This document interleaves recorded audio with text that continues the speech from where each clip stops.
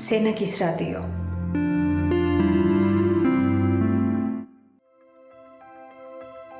სკოლამდელი განათლება, თანამედროვე მიდგომები, ევროპული გამოცდილება, განათლების სახელმწიფო სტანდარტები. ამ და სხვა მნიშვნელოვან თემებზე ვსაუბრობთ დღეს გადაცემაში სკოლამდელი აღზრდა, რეფორმა და გამოწვევები. მოგესალმებით, მივესალმები რადიო მსმენელებს, გისურვებთ ბედნიერ დღეს. გაგიცნობით, მე ვარ ნინო ბურძენიძე, ადრეული და სკოლამდელი აღზრდისა და განათლების დარგის ექსპერტი. არასამთავრობო ორგანიზაცია საბავშვო ბაღების კონსულტანტის დამფუძნებელი, აგრეთვე თბილისის მუნიციპალიტეტის მერიის ადმინისტრაციაში ქალთა და ბავშვთა საკითხებზე პასუხისმგებელი პირი. ჩემი საქმიანობის მთავარი პროფილი სკოლამდელი განათლების დაწესებულებების გაძლიერება და ჩემი ორგანიზაციის პროექტებიც ხორციელდება როგორც მუნიციპალურ საბავშვო ბაღებში, ამ მიმართულებით, ისე კერძო სექტორში. მისი მიზანი არის ხარისხიანი სკოლამდელი განათლების მიწოდების ხელშეწყობა. ძალიან საინტერესო თემაზე ვსაუბრობთ დღეს, ვფიქრობ, ეს საკითხები წარმოადგენს მთავრობისთვის პრიორიტეტულ მიმართულებას, სახელმწიფოსთვის პრიორიტეტულ მიმართულებას, განათლების სექტორის გაძლიერების თვალსაზრისით სკოლამდელი განათლების გამოტოვება ბუნებრივია შეუძლებელია, იმიტომ რომ განათლების ნომერი პირველი საფეხური, სადაც ბავშვი ყველაზე მეტ სწავლობს, არის სკოლამდელი განათლების დაწესებულებები. როდესაც პრიორიტეტულობაზე ვსაუბრობთ, აუცილებლად უნდა გავაკეთოთ აქცენტი იმაზე, რომ საერთაშორისო სივრცეშიც განვითარებულ ქვეყნებშიც სკოლამდელი განათლება ითვლება პრიორიტეტად და სახელმწიფოების მიერ ყველაზე მეტი თანხა სწორედ ამ საფეხურზე იხარჯება ბავშვების განათლება და განვითარებისათვის. და თანამედროვე მიდგომებს მსოფლიოში თუ დავაკვირდებით, ჰოლისტურ მიდგომებს ეფუძნება, აქცენტი კეთდება თამაშით სწავლებაზე, ბავშვების ჩართულობაზე, ბავშვებთან დიალოგზე, ინტერაქციულ მუშაობაზე, კვლევებზე, აღმოჩენებზე. ეს ყოველივე კი ხელს უწყობს ბუნებრივია ცოდნის შეძენას და გამოყენებას. ეფექტიანია როგორც წესი ასეთი ცოდნა ძალიან. აგრეთვე განსაკუთრებულ ყურადღებას იმსახურებს ჩვენი მხრიდან ახალი მიდგომები, რომელიც ორიენტირებული არის გარეთ სწავლაზე და ბუნებასთან სიახლოვეზე. ტყის ბაღების მოდელი არის თანამედროვე მოდელი მსოფლიოს წამყვან ქვეყნებში. დანიიდან დაიწყო ეს მეთოდი, სადაც ბავშვები და აღმზრდელები დიდ დროს ატარებენ გარეთ ბუნებაში, ტყეში, ეზოში და ბუნება გამოიყენება როგორც საგანმანათლებლო გარემო, სადაც ბავშვები სწავლობენ ბუნებრივი ობიექტებით თამაშს. თანამედროვე მიდგომების თვალსაზრისით ყურადღებას ყოველთვის იქცევს ბუნებრივია ევროპული გამოცდილება. ჩვენი კურიკულუმი, სასწავლო კურიკულუმი მოიცავს ბავშვთა უსაფრთხოებას, საგანმანათლებლო პროცესს.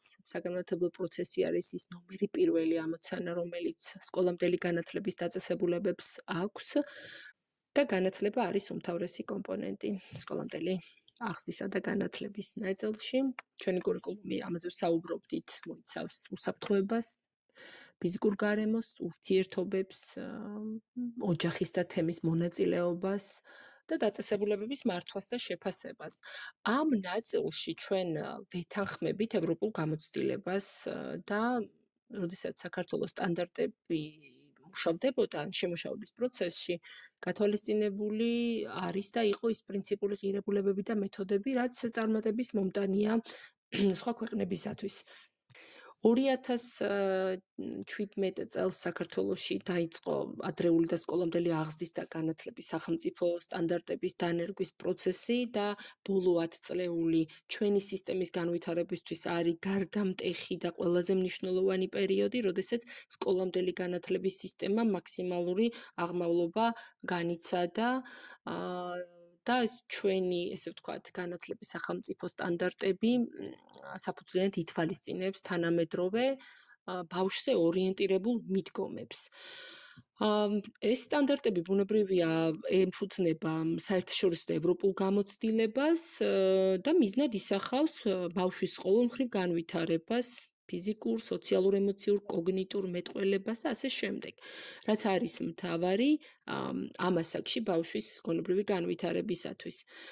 რაც მთავარია, არ არის ფოკუსირებული მხოლოდ აღმზრდელობით ან ზრუნვით კომპონენტზე და სხვათა შორის ჩვენ ეს ორი კომპონენტი ვერ დავამარცხებთ დღესდღეობით საბავშვო ბაღებში.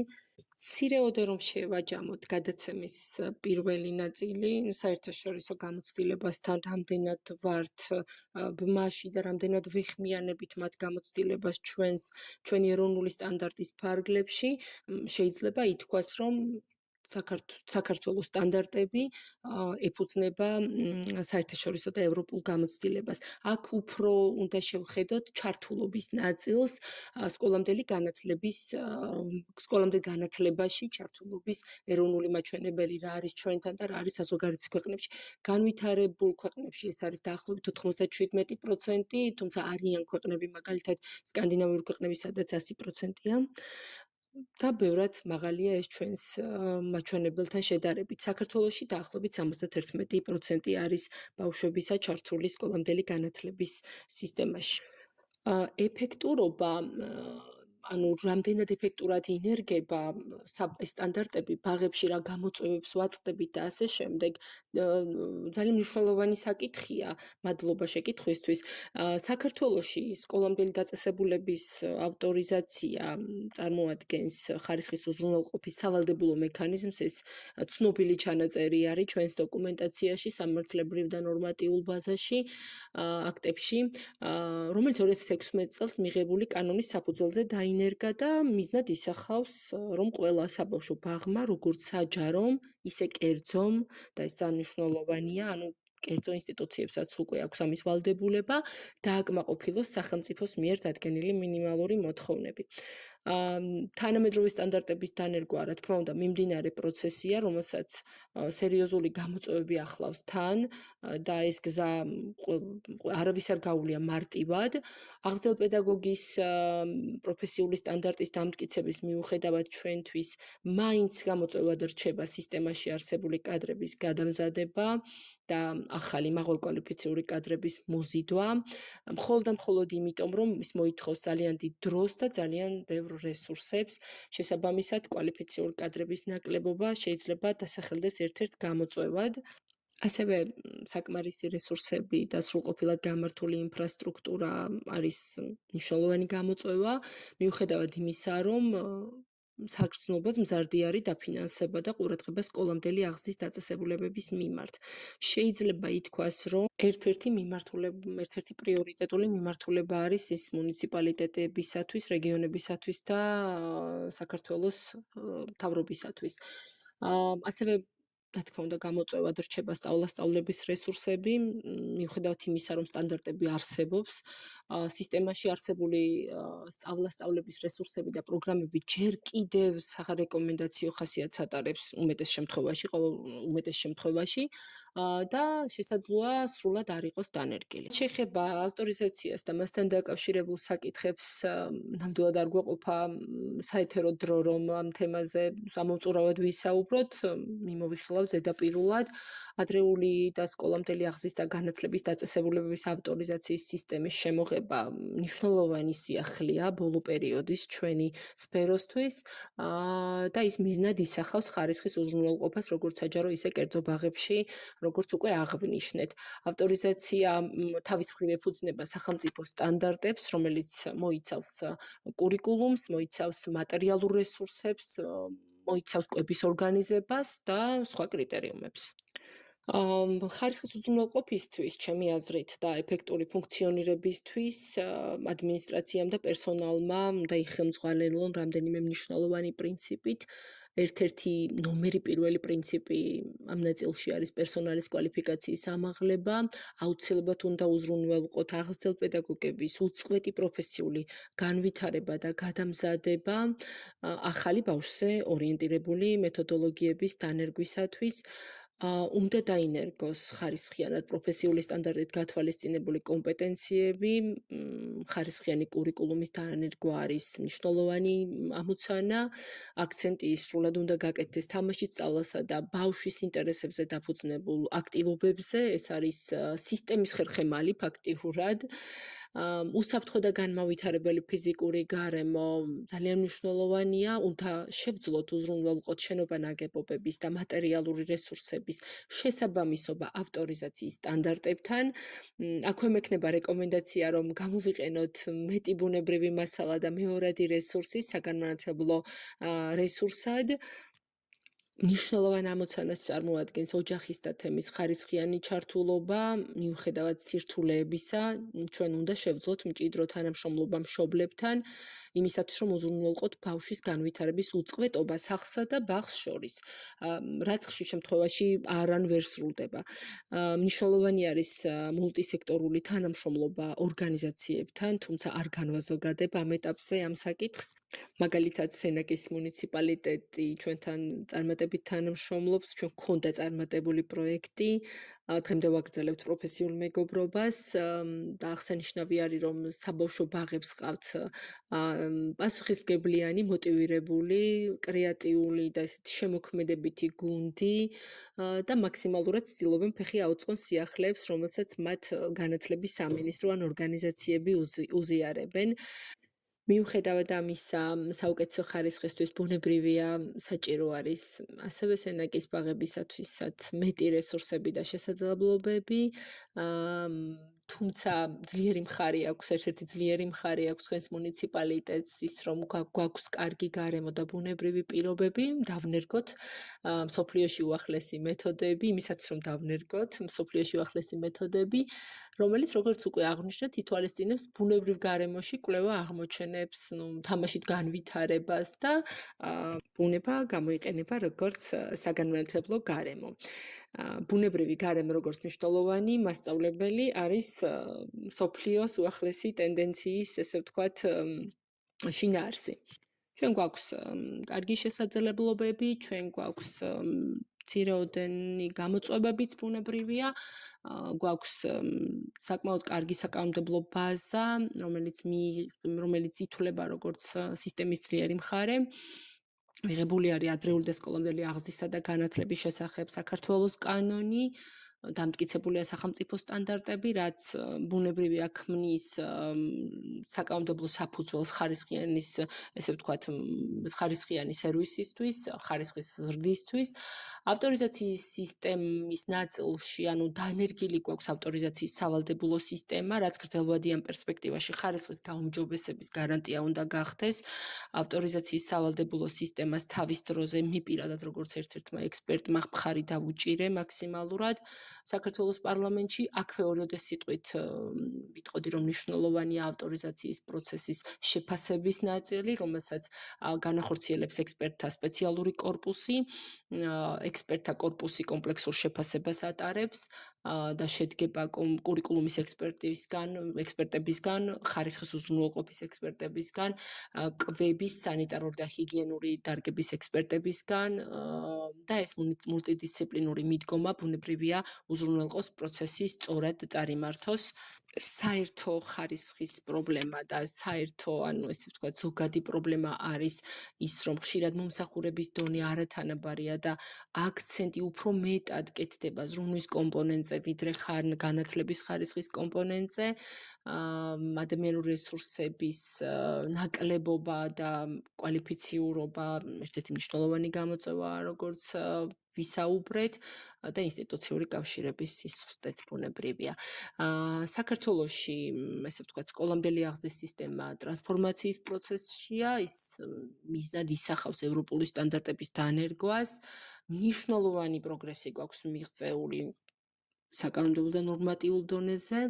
ობიექტური რეალობა კი გვაქვს ის, რომ პრაქტიკული დანერგვის ნაწილში ჩვენ გვჭირდება მეტი დრო და მეტი რესურსი იმისათვის, რომ დავაკმაყოფილოთ ეროვნული სტანდარტები. ხელმისაწვდომობის კუთხითაც მეტნაკლებად გამოწვევების წინაშე ვდგავართ, თუმცა მიმდინარე, ესე ვთქვათ, პროცესები, რომლებიც ორიენტირებული არის სკოლამდელი განათლების სისტემის გაჯანსაღებაზე, რესურსებით აღჭურვაზე, ინფრასტრუქტურის მოწესრიგებაზე, კვალიფიციური კადრების გაზრდასა და, ესე ვთქვათ, მოზიდვაზე მაძლევს იმედის საფუძველს და სკოლამდელი განათლების სისტემას საქართველოს მასშტაბით უსურვებ დიდ წარმატებას, რომელსაც ჭირდება ბევრი ენერგია, ბევრი მოთმინება, დიდი ძალის ხმევა და საკმაოდ ბევრი რესურსები. მე დაგემშვიდობებით, მადლობას გიხდით მოწვევისათვის და ყოველთვის გისურვებთ საინტერესო ეთერებს.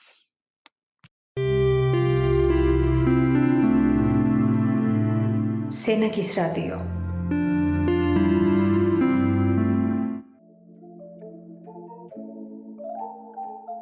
მოგესალმებით, მე ვარ თამარ ქანთარია, მუშაობ სენაკის ნომერ მე-6 საბავშვო ბაღში, ასევე ვარ მოწვეული მასწავლებელი შოთა მესხიას პროფესიულ სასწავლებელში სენაკის ცენტრში.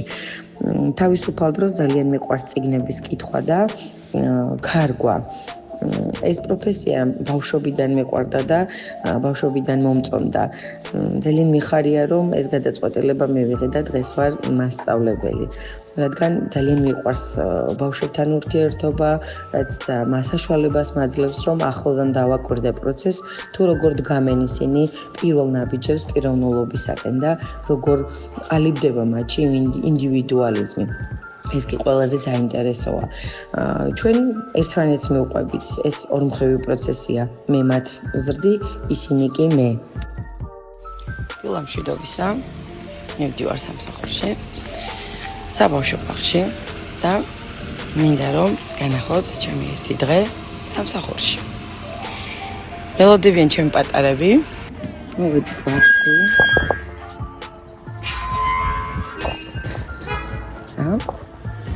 შეგიყვანთ ჩემს ოთახში. სადაც ჩვენ თავგადასავალი მართლა იწყება აქ.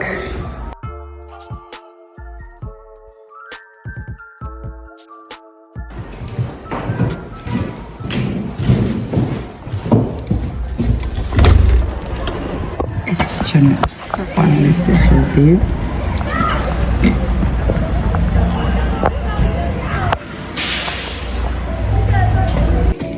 გადავხედოთ ჯერ ჩვენს წიგნს, ჩვენს პროგრამას,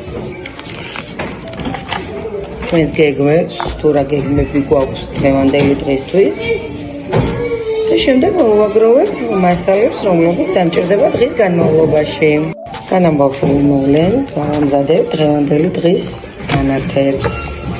ეს არის შემოდგომის ნობათის დაბინავება. ესეც შემოდგომის სფერია, სადაც ფოთლები უნდა დააფარონ, რომელიც მოაგროვეს ეზოში, თვითონ. მერცხალიც მოვიდა. დილამშვიდობისა.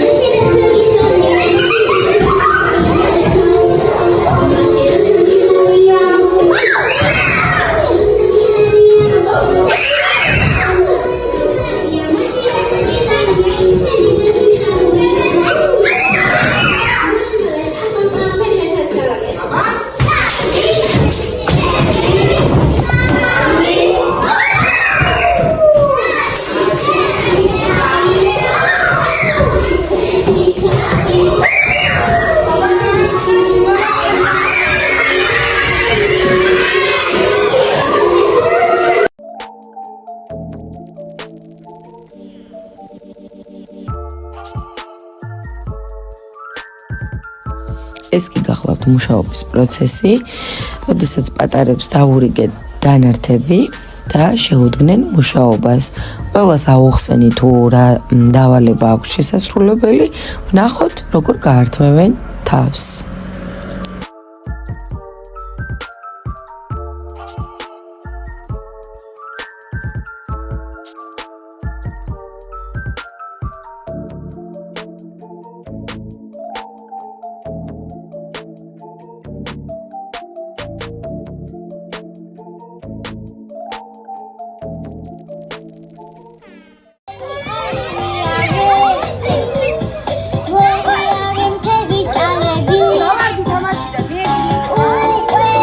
ეზოში თამაშობთ მოძრავ თამაშს.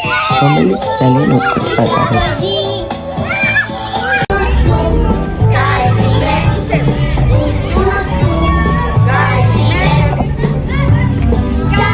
ესეც ეზოში მუსიკის აქტივობა, სადაც სწავლობთ ახალ სიმღერას.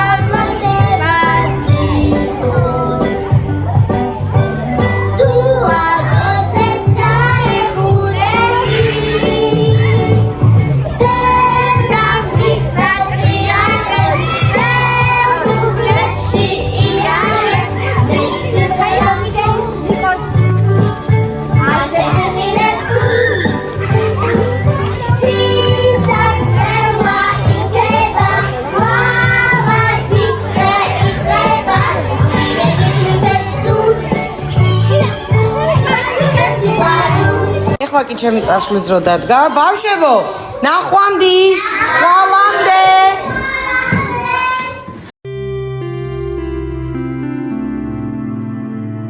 სენაკის რადიო.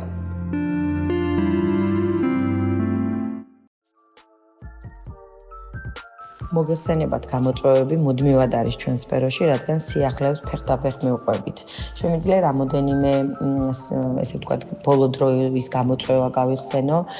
ეს გახლდათ ფინეთის საერთაშორისო კონკურსი, სადაც მესამე ადგილი აიღო ჩემმა ნამუშევარმა თევზი ლოლა და მეორე იყო საიდუმლო ბაღის ყვავილი. აქაც საერთაშორისო სერტიფიკატი აიღო ჩემმა ყვავილმა, რომელიც მეორადი მასალებისგან დავამზადე. ეს ვიდეო დასაწყისობით გამოყო პედაგოგები, რომლებმაც მიმდინარე სასწავლებლებს მიაღწიეს განსაკუთრებულ წარმატებებს და თავი გამოიჩინეს. ნომერ მეექვსე ბარბარეს სახელმწიფო მასწავლებელი თამა ხანთარია. შემდეგ იყო სკოლამდელი გარემოს დაცვითი განათლების მიერ ორგანიზებული კონკურსი მწვანე ჯილდო, სადაც გავხდი მწვანე ჯილდოს ფინალისტი. საერთაშორისო კონკურსის NOR-ის პროექტის ორგზის გამარჯვებული. სკოლამდელი აღზრდის გაერთიანების საუკეთესო პედაგოგიკის სამგზის მფლობელი.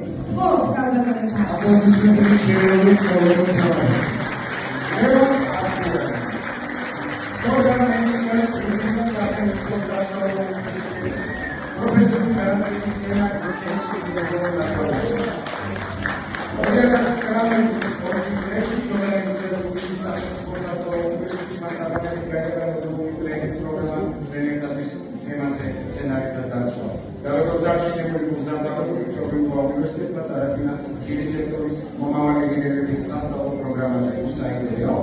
საქართველოს წლის წარმომადგენელთა ასოციაციაში, სადაც 2019 წლიდან მუშაობდა აგროკონსულტანტად.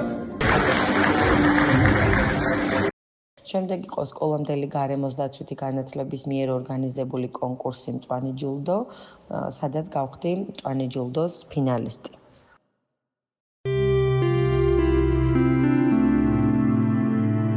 სენაკის რადიო.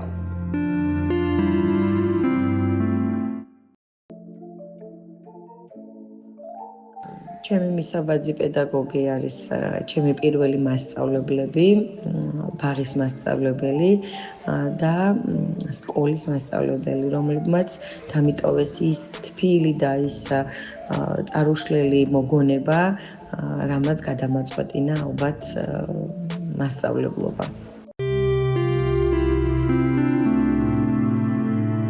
სენაკის რადიო.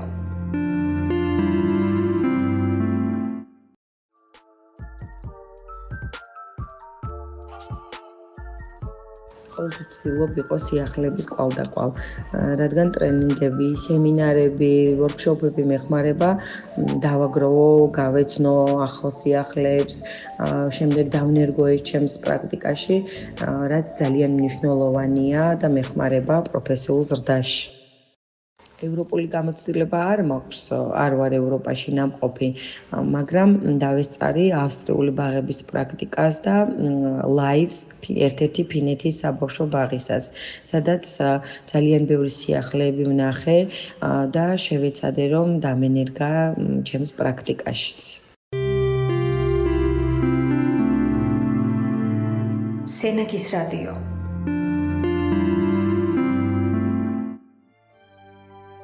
პიროვნული განვითარება ბაღის ასაკიდან იწყება. სწორედ ამ დროს იყრება საფუძველი, რომელზეც ადამიანი საკუთარ მეზს ძერწავს. თუ განათლების სისტემის სკოლამდელი საფეხური მთავარი პრიორიტეტი და საზრუნავია, საზოგადოება უფრო ჯანსაღი, ქვეყანა კი უფრო განვითარებულია. გვახსოვდეს, თანამედროვე მიდგომები, კვალიფიციური კადრები, განვითარებული ქვეყნების გამოცდილება და პატარების უპირობო სიყვარული ჯანსაღი საზოგადოების ბალავარია.